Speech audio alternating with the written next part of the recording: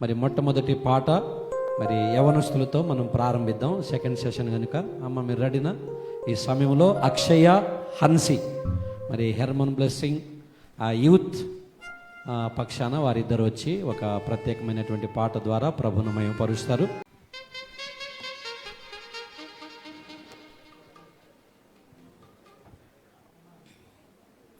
అందరికీ నా వందనాలు. జోనాథన్ నాయ్ గారికి వందనాలు, అలాగే హదస్సమ్మకి వందనాలు, రాజేష్ అయ్య గారికి కూడా నా హృదయపూర్వక వందనాలు. ఇక్కడున్న అయ్య గారు అందరికీ వందనాలు.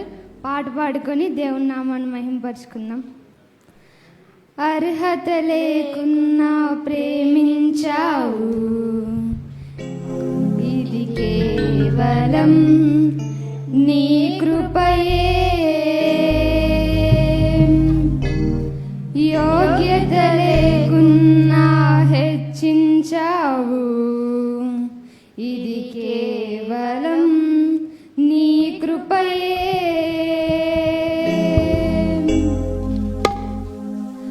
అర్హత లేకున్నా ప్రేమించావు, ఇది కేవలం నీ కృపయే. యోగ్యత లేకున్నా హెచ్చించావు, ఇది కేవలం నీ కృపయే. కృపయే కృపయే నేనేమయ్యున్నానో నీ కృపయే. కృపయే కృపయే నే బ్రతికి ఉన్నానంటే కృపయే. అర్హత లేకున్నా ప్రేమించావు, ఇది కేవలం నీ కృపయే.